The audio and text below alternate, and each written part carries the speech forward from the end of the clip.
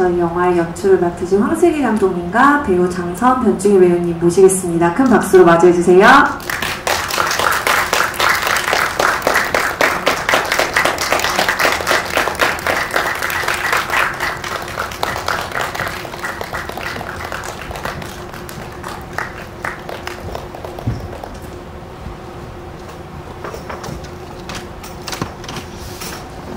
네, 저희 황슬기 감독님부터 오늘 와주신 분들께 인사 한 말씀 부탁드리겠습니다.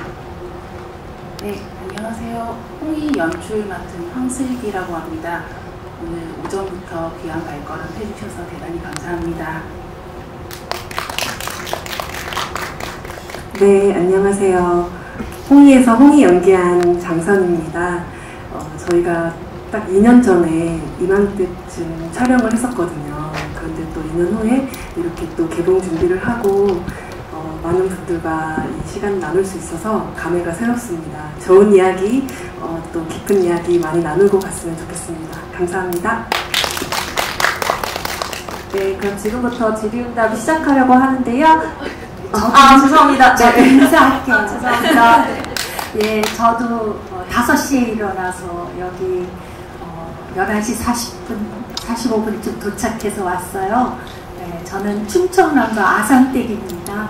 근데 기자분들 앞에서 선다는 게 좀 많이 긴장이 되긴 하는데 그냥 즐겁게 하자라고 마음을 먹고 이 자리에 앉았습니다. 이렇게 뵙게 돼서 너무 반갑고요.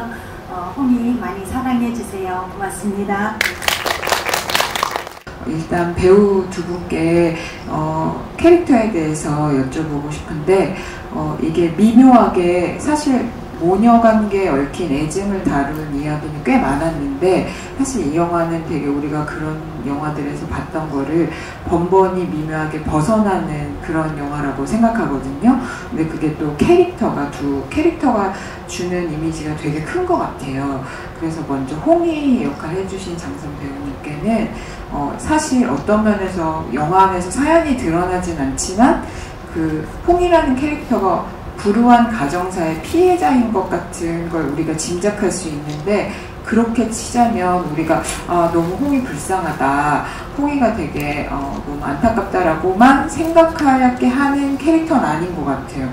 어떤 면에서 보면 완전히 경우가 바르지도 않고 또 어떤 면에서는 좀 탓할 수 있는 그런 지점도 있고 그래서 이게 기존에 생각하는 딸 캐릭터랑 좀 다른데 그런 면들을 어떻게 관객들한테 보여줘야겠다고 생각하고 연기하셨는지 궁금하고 또 변중희 배우님한테는 엄마 캐릭터를 보는 눈에 물음표가 따라다니는데 곧 죽어도 다정엄마를 못하는 사람이잖아요, 엄마가. 근데 사실 뭐 과거 얘기가 나오진 않지만 옛날에도 성격이 계속 저랬으면 그 혜주 이모가 그렇게 엄마 봐주겠다고 했을까, 옛날에도 그랬을까 이런 생각이 들고 또 약간 치매 초기인 것 같은데 치매가 걸리면 왜 사람이 약간 성격이 거칠어진다고도 하잖아요. 그래서 이 사람은 어떤 성격으로 계속 살아왔던 걸까 이런 게 되게 궁금해지더라고요. 그리고 그래서 이어서 감독님께는 이 모녀에 대한 여느 영화와 좀 다르게 두 캐릭터도 전형성을 좀 벗어나고 끝까지 우리에게 눈물 어리게 하는 어떤 그런 감정 어린 씬들을 보여주지 않으면서도 오히려 그래서 영화 끝나고 좀 담담하게 여운이 오는 그런 영화를 만들자고 결심하신 이유가 있는지 궁금합니다. 장선 배우님부터. 일단 너무 감사드리고 처음 시나리오를 읽고 감독님과 미팅을 했을 때 두 가지 말이 가장 기억에 남는데 감독님께서 홍이가 미워 보이지 않았으면 좋겠다. 그리고 얘는 대체 왜 이럴까요? 이런 질문을 역으로 해주셨어요. 그 시선이 참 좋았던 것이 사실 지금까지 좀 어떤 불우한 환경 속에서 자라온 혹은 지금 현재 굉장히 힘든 상황 속에 있는 인물을 그릴 때면 좀 연민이 가득한 시선에서 그려지기가 마련이었고 그런데 홍이 같은 경우에는 말씀해주신 것처럼 저러지 말지 하는 어떤 선택들 그리고 모순적인 모습들 무조건적으로 응원하기 어려운 그런 모습들이 있는데 사실 그 모습이 아주 특별하다기보다는 저희 안에 다 숨겨져 있는 또 누군가에게는 보여줬을지 모를 모습들을 홍이가 갖고 있다고 생각이 들어서 이 입체적임이 참 매력적이다라는 생각을 했었고요. 그리고 말씀해 주셨던 것처럼 저희 영화의 전사가 중요하지만 그리고 저희는 굉장히 긴 전사를 함께 공유했지만 영화 내에서는 전사를 다룬다기보다 진짜 어떤 삶의 한순간부터 시작하게 되는데 그래도 이 영화에서 두 관계 그리고 전사가 너무 중요하기 때문에 그런 전사가 좀 자연스럽게 잘 녹아나올 수 있기를 바랬고요. 그 아버지께서 굉장히 폭력적인 아버지셨고 사실 또 엄마는 그런 가정에서 자랐기 때문에 더 잘 자랐으면 좋겠는 바람에 좀 엄격한 엄마였어요. 그래서 그런 두 부모님 사이에서 자란 홍이가 어떻게 보면 아직 어른이 되었음에도 불구하고 완전히 자립했다기보다 계속 누군가의 인정을 받고 싶고 지금 현재 자신의 모습을 계속 별로라고 부정하게 되는 그런 인물일 거라고 생각을 했고 그리고 또 계속해서 반복되는 거절을 거듭하면서 내가 지금 이런 감정 표현을 해도 될까? 라고 눈치도 많이 보는 인물이라고 생각을 했고요. 그리고 또 중간에 엄마에게 이렇게 버럭 화를 내는 순간이 있는데 사실 그때는 어떤 면에서는 나 아빠랑 닮았다 라고 순간적으로 인지하게 되기도 하는 그래서 말씀해 주신 것처럼 엄마와 딸이 서로 상처를 주고받는 형태로 이 영화에서 흘러가고 있어서 그게 오히려 어떤 면에서는 진짜 삶이랑 좀 닮아있지 않나?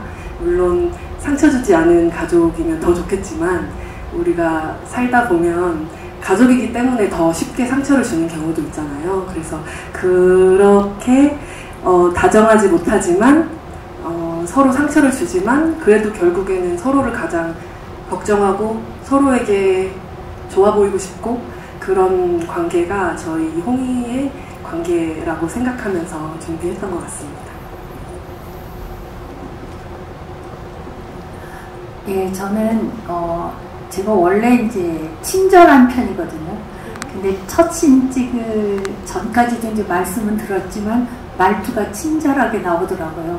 감독님이 좀 그러지 않았으면 좋겠다고 하시면서 이제 얘기를 듣고 노력을 많이 했는데 아마도 남편을 잘못 만나서 힘들게 살았지만 남편과 헤어지고 혼자 독립적으로 어머니 모시고 살다가 또 딸 하나 낳는데 최대한 가르쳐서 뭔가 건강한 성인이 되기를 바라지 않았을까? 그러면서도 자기 인생은 누구한테도 의지하지 않고 독립적으로 살지 않았을까? 이런 생각을 좀 해봤어요. 그럼에도 불구하고 장면을 보면은 늘 눈꼬리가 딸 뒷꼭지를 항상 쫓아가고 있는 그래서 엄마일 수밖에 없지만 겉으로 표현은 굉장히 엄하고 냉정하게 하는 그런 엄마다라고 두 가지 아주 뜨거운 사랑을 가지고 있지만 아주 차갑게 표현하는 엄마 이런 정도로 생각하고 했습니다. 네, 질문 감사합니다. 이 홍이 시나리오는 트리트먼트 단계부터 시나리오 완성까지 전사가 전혀 없습니다. 그냥 80여 분간의 이 홍이와 서희의 여정을 이 캐릭터들을 이해하든 혹은 오해하든 이해하지 못하든 그 과정까지 어떤 한 사람을 바라봐 주셨으면 하는 마음으로 시나리오를 썼고요. 대신 그 두 배우분들께는 이홍 이야기, 최서희 이야기 이렇게 단편소설 형식으로 탄생부터 지금까지 오기까지의 과정을 전부 써서 각각 다른 이야기로 보내드렸고요. 그걸 정리하면서 저도 이 인물들을 이해하고 이 이야기를 다시 되짚어보는 데 큰 도움이 됐던 것 같아요. 그래서 시나리오의 전사를 드러내지 않은 거는 이제 홍이가 어떻게 살았고 서희가 어떻게 살았고 어떤 과정으로 여기까지 왔으며 왜 빚을 지게 됐고 어떻게 병을 얻게 됐고 왜 이런 관계가 되었는지를 설명을 영화 속에 보여지는 순간 이 두 인물에 대한 어떤 선입견, 고정관념이 생길 거라고 생각해서 그냥 어떤 딱 이 사람을 처음 만나는 느낌으로 바라봐 주시기를 바라는 마음이 있었고, 그래서 영화를 다 보고 났을 때 관객분들이 각자 이 인물에 대해서 생각하시는 방향이 그 방향이 다 저마다의 방향을 가지기를 바라는 마음으로 이렇게 시나리오를 썼습니다. 그 영화를 보시고 한 평론가님께서 홍이는 독립영화 역사에 남기고 싶은 앙상블이다 라고 두 배우의 연기에 대해서 좀 평가를 해주셨는데, 뭔가 서로 두 분께서 어쨌든 모녀관계로 계속 나오시다 보니까 좀 서로 연기 호흡 맞추신 소감도 조금 듣고 싶습니다. 당연히 이 작품을 하면서 엄마가 어떤 선배님일까 굉장히 기대하고 있었고, 선배님께서 해주신다고 했을 때 드디어 만나는구나, 작품을 하도 많이 봤었으니까 설레는 마음이었었는데, 선배님의 눈을 좀 보고 있으면 좀 자연스럽게 그 상황에 집중할 수 있게 해주시는 힘이 있었고, 정말 저를 딸로 바라봐주고 계셨거든요, 계속. 그리고 저희가 촬영을 하면서 자연스럽게 현장에서 추가된 대사나, 그리고 중간중간 회의를 통해서 새롭게 만들어진 대사들이 조금씩 있는데, 그때마다 선배님께서 정말 딱 그 상황에 있을 법한 삶을 관통하는 그런 대사들을 해주셔서, 그것 또한 제가 연기를 하는데 너무 큰 자극이 됐어요. 그래서 이런 선배님과 함께 할 수 있다는 게 정말 영광이었고, 그리고 또 현장에서 사실 현장 분위기라는 게 가장 감독님과, 그리고 가장 어떻게 보면 연장자이신 선배님께서 그 분위기를 많이 이제 좌지우지하게 되잖아요. 그런데 선배님이 현장에서도 정말 모두를 아우르는 그런 에너지로 분위기를 참 잘 이끌어 주셔서, 영화에서는 서로 아주 상처를 주고받지만 현장에서는 굉장히 따뜻하고 즐겁게 촬영했던 기억이 있습니다. 아이고, 감사합니다. 저는 남자중학교에서 38년을 근무했어요. 근데 외람되게 사회 정년퇴직을 하고 나와보면은 모든 사람이 다 제가 가르친 제자 같다는 착각을 하고 살아요. 그래서 내가 누군지는 모르지만 내 제자 같아, 이런 게 밑에 깔려 있어서 누구한테 노여움을 거의 받아본 적이 없어요. 그냥 제자거니 하면은 다 이뻐 보이고 반가워 보이고, 그것이 이제 제가 가지고 있는 어떤 강점이자 약점일 수도 있는데, 장선 배우님은 저를 보고 선배라고 그러지만 저는 늦깎이고 진짜 선배시거든요. 그런데 연기를 하면 주고받는 게 굉장히 편했어요. 제가 이제 짧게 길게 여러 가지 하다 보니까 현재 이제 102번째 작품을 하고 있거든요. 그래서 만난 그 많은 상대들 중에서 이렇게 진심으로 가슴에 와닿는, 그래서 정말 내가 낳아서 기른 딸 같은 모습을 상당 부분 가지고 있는, 그런데 또 어떤 부분에서는 굉장히 폭발하듯이 증오하고 있는 모습을 보고 제가 상당히 연기적인 걸로 많이 배웠어요. 그래서 저는 이 작품에서 감독님이 저를 불러주셨고 장선 배우를 만나서 한 것이 저한테는 행운이다, 이런 생각이 듭니다. 감사합니다. 감독님께 좀 여쭤보고 싶은 것은, 아무래도 이제 저는 영화를 보면서 이 홍이라는 인물의 성격, 아까 얘기가 나왔을지 모르겠습니다만은 이 홍이라는 인물의 성격을 어떻게 좀 규정했는지가 좀 궁금했어요. 왜냐하면은 자기 자신은 자기소개서 보니까 법 없이도 살 사람 이런 식으로 이제 또 생각할 수도 있지만은, 보기에는 참 노동 공사장 인부 말처럼 세상 물렁한 사람처럼 보이고, 좀 약간 또 자기를 속이려는 그런 것도 있고, 어떤 인물로 규정을 지을까라는 어떤 부분들이 있을 텐데, 그 부분 그 부분과 그리고 이제 홍희를 연기하신 장선 배우님도 어떤 마음으로 또 홍희를 이해하셨는지 좀 들어보고 싶고요. 또 하나는 이제 그 엄마가 결국 가자는 집이라는 곳이 저는 처음에는 이제 그 혹시 그 홍희를 데리고 이제 그 시골 그 자기 원래 집으로 가려는 것인가 했는데 결국 선택한 곳은 그 요양원, 이 전에 있던 요양원인데 어쨌든 요양원을 갔고 또 홍희는 어쨌든 아무것도 없는 상태고 다시 서울로 머물러야 되는 이런 참 결말이 나왔는데 어쩌면 그래서 어쩌면 그 어머니가 생각한 집이란 어떤 것인지 그리고 이렇게 이야기를 결국 마무리 지은 이유가 있었는지 궁금합니다. 네, 질문 감사합니다.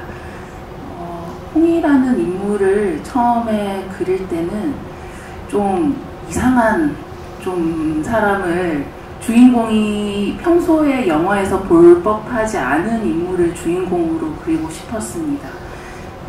좀 어떻게 보면 저런 선택을 왜 하지? 혹은 저 계속 거짓말을 하고 의문스럽고 속을 알 수 없고 어떻게 보면 마음을 주기가 참 어려운 사람인데 저는 그런 모습이 되게 보통의 사람들이 잘 내비치지 않는 어떤 잘 숨기고 싶어하는 어떤 모습과 닮아 있다고 생각을 했어요. 그래서 영화에서 보는 아주 씩씩하고 긍정적이고 갈등을 해결하고 뭐 성장을 이루고 이런 멋진 캐릭터들이 있지만 그렇게 다뤄지지 않는 인물이 제 영화의 주인공이면 어떨까를 생각하면서 홍희라는 인물을 만들었고요. 그리고 그렇게 인물을 그리다 보니 이제 결말에 다다라서는 그 홍희가 어떤 이 삶을 어떤 선택을 큰 도약을 하기 위한 선택을 하는 게 굉장히 억지처럼 느껴지는 지점이 있어서 이 사람이 지금까지 걸어온 삶 안에서 가장 현실적이고 우리가 슬프지만 가장 가깝게 맞이할 수 있는 현실을 그리는 것이 이 영화의 결말과 어울리다고 생각을 해서 조금은 비정할 수 있지만 그 안에서 약간의 희망을 얻기를 바라며 이런 엔딩을 그렸습니다. 네, 실제로 저희가 영화제에서 홍희라는 작품이 이제 상영될 때 특히 가장 폭발적인 반응이 나오는 장면이 썸남과 데이트를 하고 본인 돈도 아니죠. 사실 엄마 돈으로 계산을 하는 것을 넘어서서 이제 기부를 하는 그 장면에서 실제로 객석에서 막 이런 소리가 나올 정도로 홍희는 그러지 말지 하는 선택을 참 많이 하는 사람이죠. 그런데 왜 그럴까를 생각했을 때 저는 홍희가 가장 큰 마음의 짐이 본인이 바라는 모습과 실제 자기 삶의 그 괴리를 감당하지 못하고 있다고 생각했어요. 그래서 어떻게 보면 그 썸남을 만나서 하는 거짓말 그리고 법 없이 살 수 있다라는 말도 자기소개서에 참 많이 나오는 그런 멘트인데도 그조차도 사실은 지금 홍희가 살고 있는 삶이랑 굉장히 괴리가 있고 그조차도 허락이 되어 있지 않은 삶인데 홍희는 그냥 남들 보기에 왠지 괜찮은 그런 사람이 되고 싶고 그런데 사실 홍희가 지나온 삶이 계속 바라는 것만큼 잘 풀리진 않았던 것 같아요. 보셔서 아시겠지만 그래서 책장을 보면 뭐 제빵도 배웠다가 여러 가지 자격증 책들이 참 많거든요. 그래서 나름 뭔가를 해보려고 하는데 계속해서 부족했고 세상을 잘 쫓아가지 못한 거죠. 그래서 그런데 참 뚝 부러지고 야무지고 늘 잘하는 사람이 있는가 하면 어딘가 부족하고 느린 사람도 있는데 요즘 참 더 빨라지고 변화가 빨라지면서 어떤 실패에 관대해지지 못한 시대가 되면서 사실 홍희는 그동안 많이 외롭고 그 반복되는 실패가 좀 생각을 짧게 만들 수도 있다고 생각했어요. 제가 이 작품을 촬영하면서 집에서도 내내 가슴이 좀 답답했는데 홍희는 계속 이렇게 앞으로 나가려고 해도 계속 빠지는 늪 같은 생활 속에서 사람이 이렇게 모르겠다. 에라 모르겠다. 라고 다음을 생각하지 않고 그냥 지금 당장 살아야겠다. 라고 하면서 하는 선택들이 좀 있지 않나? 그리고 아까 말씀드린 대로 본인이 원하는 어떤 다른 나에 대한 갈망 때문에 그렇게 거짓말도 하고 아보카도 샌드위치를 먹었다라는 거짓말을 하고 또 그 거짓말을 하느라 또 핸드폰을 보는 실수를 하고 좀 이렇게 살아가고 있지 않나라는 생각을 했습니다. 감독님께는 그 장선과 변중이 두 배우의 어떤 점이 각각 홍이랑 이제 서희라는 인물을 좀 잘 나타낼 수 있고 또 이제 모녀 관계를 좀 잘 그려낼 거라 생각을 해서 캐스팅 하셨는지 궁금하고 또 두 배우분께도 질문 드리고 싶은 게 있는데 그러니까 영화는 되게 어떤 특수성을 제외하고는 이제 현실을 살아가는 사람이라면 좀 누구나 가진 지점들 그리고 좀 모녀라면 느낄 법한 그런 관계성들이 좀 잘 나타나 있었다고 저는 느꼈는데요. 혹시 시나리오를 보면서나 연기를 하시면서 두 분께서 좀 내 안에도 홍이 내지 서희가 있었다고 느끼며 캐릭터에 좀 더 공감하게 되었던 순간 그런 지점들이 있었을지 궁금합니다. 네, 질문 감사합니다. 홍이 처음 시나리오를 쓸 때 제일 먼저 혹은 원앤 온리 장선 배우님 생각하면서 시나리오를 썼고 그거는 제가 장선 배우님 출연하신 작품들을 많이 봤는데 정말 아주 보편적인 얼굴로 특별한 인물을 연기하시고 특별한 얼굴을 하고 계시면서도 어떤 아주 보통의 인물을 연기하시는 그게 정말 저는 놀라웠고 홍이 같은 경우도 되게 보통 사람인데 좀 뭔가 어긋나 있는 어떤 결들을 장선 배우님이 잘 담아주실 거라고 믿어 의심치 않아서 어떤 장선 배우님만 생각하고 시나리오 드렸던 것 같아요. 그래서 장선 배우님 이 시나리오 거절하시면 영화 못 찍는다 이렇게 생각할 정도로 염두에 오래 마음에 두고 있었고 변중희 선생님은 제가 작은 빛이라는 영화에서 처음 뵀는데 정말 깜짝 놀랐어요.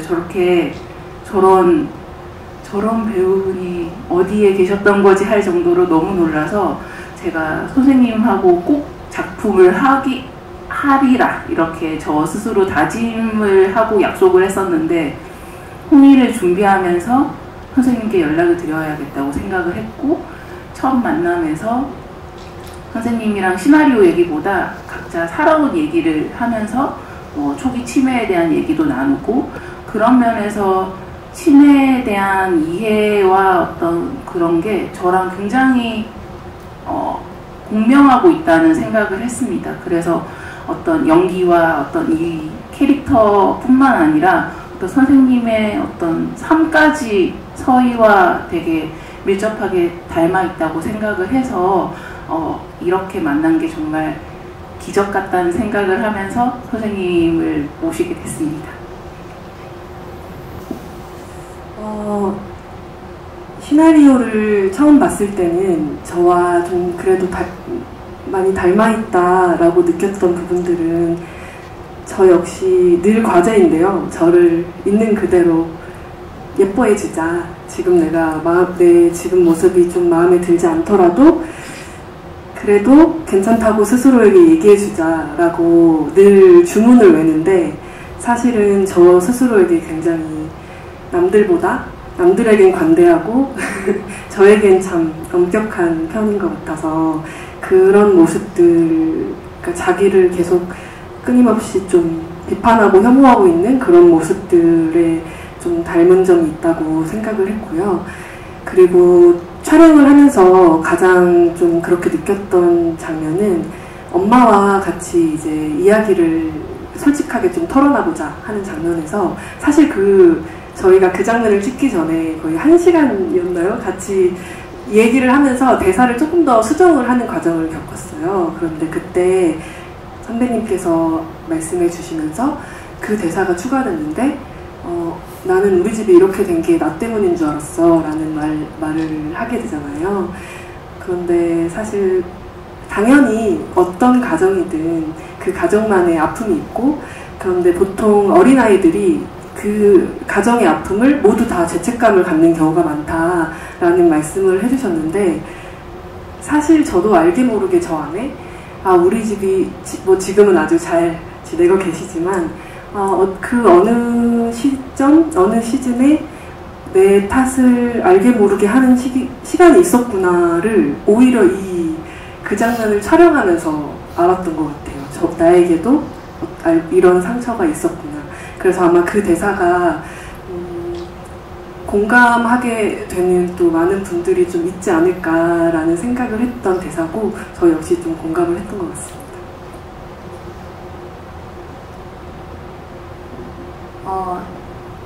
저는 나이를 많이 먹고 나서 이제 배우가 되다 보니까 주로 이제 할머니, 독거노인, 치매 할머니. 그래서 이제 치매에 대해서는 제가 시어머니를 93세 때에 한 1년 반 정도 모신 적이 있어서 나름 좀 공부도 좀 해보고 요양보호사 자격증도 따고 이런 것과 또 저의 삶의 경험들로 미루었을 때, 어르신들은 몸이 많이 아파서 병원에 있다가 이제 집에서 돌봄이 안 돼서 요양원으로 가면 다 싫어하셔요. 그래서 왜 그러시냐 그러면 거기 가면 죽으러 가는 거잖아. 근데 제 생각은 어디로 가도 다 죽죠. 그냥 본 집으로 돌아가도 돌아가시게 되어 있는 것이 시간의 법칙이잖아요. 그래서 항상 요양원에 가는 건 우리가 신혼 때 조그만 집에서 살다가 조금 키워나가다가 결국은 나이 먹어서는 살림의 규모가 적어지고 몸이 아파서 요양원이라고 하는 집으로 이사간다. 이런 생각을 늘 가지고 있었거든요. 그리고 그런 생각을 늘 기회가 되면 이야기를 했는데, 아마도 서희가 결정한 거는 제 생각에는 내가 시골집으로 가는 것도 의미가 없고 그냥 홍이가 내가 여기 있는 거 아니까 너는 다시 건강하게 좀 더 삶을 살았으면 좋겠고, 나는 내 집, 내가 새로 이사간 그 집에서 그냥 그 사람들하고 잘 어울려서 살 거야 하는 단단함이 있지 않았을까. 그래서 어떻게 보면 홍이가 많이 흔들리고 엎어지고 그러기는 했어도 그 안에 그 서희의 단단함을 좀 더 심어주지 않았을까, 이런 그 마음을 가지면서 했던 것 같아요. 그래서 아까 장선 배우님께서 얘기했듯이 이혼을 하면 아이들이 전부 내 탓에 엄마 아빠가 이혼했어 라고 한다는 얘기들을 늘 듣거든요. 근데 네 탓도 아니고 엄마 탓도 아니고 아빠 탓도 아니고 정말 우리가 서로 너무 달라서 힘들어서, 그래서 좀 더 편한 걸 선택하다 보니까 이런 게 됐구나 라는 정도의 마음가짐을 좀 갖자, 이런 생각도 좀 해봤습니다. 사랑하면서도 서로 너무 미워하는 이 모녀의 이야기가 아주 고유하면서도 많은 모녀들이 공감할 만한 내용이라고 생각을 하는데요. 이렇게 그 두 사람이 만나서 서로 배려도 하고 걱정도 하고 이런 모습을 보이지만 서로 거리가 끝내 좁혀지지 않는 이유를 감독님께서는 뭐 각자의 성격일 수도 있고 아버지의 폭력이라는 그런 공유한 상처일 수도 있고 경제적인 뭐 어려움일 수도 있고, 어떤 점이 두 사람이 끝끝내 갈등을 계속 이어가는 요인이라고 보셨는지 궁금합니다. 네, 질문 감사합니다. 이 시나리오를 쓸 때 혹은 영화를 만들면서 계속 생각했던 거는 모녀 관계, 엄마와 딸 관계이지만 이 두 사람은 이 모녀 관계 이전에 완전히 독립된 개인이라고 생각했던 것 같아요. 전혀 다른 두 사람이 어떻게 서로를 이해할 수 있을까, 혹은 이해하지 못하면서도 어떻게 함께 살아갈 수 있을까에 대한 어떤 충돌이 계속 이 영화에 이어지기를 바랬습니다. 뭐랄까요, 이 어떤 사랑하지만 그 안에 어떤 미움도 있고, 그 미움이 정말 저 사람을 미워해서라기보다 자기 안의 모순과 자기 안의 불화 때문에 그렇게 표현되는 것들이 있고, 저는 그런 모습이 가족 관계에서도 있고 친구 관계에서도 있고 그런 동료 관계에서도 있고 그거가 응축된 것이 모녀 관계라고 생각했고 그거를 더 넓게 보면 이 사람은 각각의 개인으로 존재하는 사람들 사이에서의 갈등이라고 생각을 했기 때문에 어떤 화해라는 걸로 이 봉합되지 않는 아주 첨예한 무언가가 있을 거라고 생각을 했고 이 두 사람 사이에 전혀 다른 두 사람이기 때문에 그래서 이 두 사람이 좀 불화라기보다 서로를 이해하고 싶지만 이해할 수 없는 내가 저 사람을 이해했다고 생각하지만 그게 이해가 아닌 대신 서로에 대한 관심이 조금 생기는 지점들을 포착하고 싶었습니다. 감사드립니다. 저희 이제 마지막 인사드리고 마무리해야 될 것 같은데요. 네, 변준기 배우님부터 마지막 인사 말씀 부탁드리겠습니다. 네, 이렇게 바쁘신데 와주셔서 너무 감사하고요. 여러분들이 이렇게 열심히 봐주시는 것만큼 앞으로도 노력하고 성장하는 배우가 되도록 노력하겠습니다. 대단히 고맙습니다. 저희 영화를 보고 제 가까운 지인이 소주를 먹어야겠다라는 얘기를 했었는데 이른 아침부터 보고 나면 사실 저희 영화가 감상은 다를 수 있지만 다 다른 이유로 마음이 좀 무거워질 수 있는 정말 여운이 남는 영화라고 생각이 드는데 그 귀한 시간 아침부터 내주셔서 너무 감사하고 좋은 기사 많이 내주시면 좋겠습니다. 네, 돌아가시는 길 편안하게 돌아가셨으면 좋겠습니다. 감사합니다. 네, 영화 봐주셔서 또 질문해 주셔서 정말 감사하고요. 열심히 만들었으니까 또 뵐 날이 있기를 바라며 감사하다는 말씀드리며 인사드리겠습니다. 감사합니다.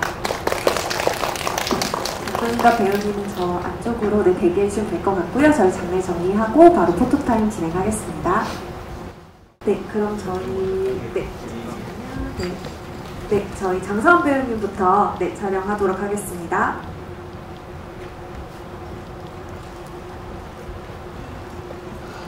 이번에 강렬한 연기를 보여주셨는데요. 네, 앞쪽에 카메라 정면 먼저 봐주시면 될 것 같고요. 우측으로 시선 한번 부탁드리겠습니다. 왼쪽도 한번 시선 봐주시고요. 홍이 화이팅 한번 포즈 할까요? 네.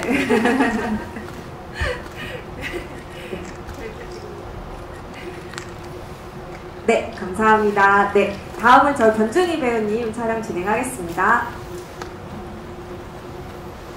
너무 곱고 아름다우신 저희 배우님 예쁘게 담아주시면 감사하겠습니다. 네, 먼저 정면 시선 봐주시고요. 그리고 오른쪽 한번 시선 봐주시고 왼쪽도 한번 봐주시면 될 것 같습니다.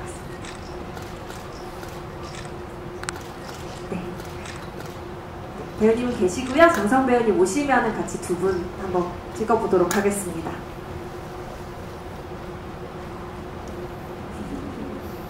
네, 정면 한번 봐주실게요. 네, 우측도 한번 봐주시고요. 왼쪽도 시선 한번 부탁드리겠습니다. 두 분이서 한번 하트 해볼까요? 제 가운데. 네, 좋습니다. 네, 가운데 보시고 저희 하트 한번 카메라 봐주시면 될 것 같아요. 네, 감사합니다. 저희 두 분 계시고 감독님 같이 마지막으로 포토타임 찍겠습니다. 이번 작품으로 장편 데뷔하신 황승기 감독님이시고요. 네. 오늘 너무 멋있게 네, 가운데 한번 저희 중간에 카메라 먼저 봐주실게요. 시선. 네, 오른쪽도 한번 봐주시고요. 손인사 한번 해볼까요? 이렇게. 네. 그리고 왼쪽으로도 한번 손인사 해주시면 감사하겠습니다. 마지막으로 정면 보시죠. 화이팅 한번 포즈하고 마무리하도록 하겠습니다. 홍이 화이팅! 네, 감사합니다. 네, 저희 이상으로 네, 언론 시사를 마치도록 하겠습니다. 저희 개봉까지 많은 관심 부탁드리겠습니다. 감사합니다.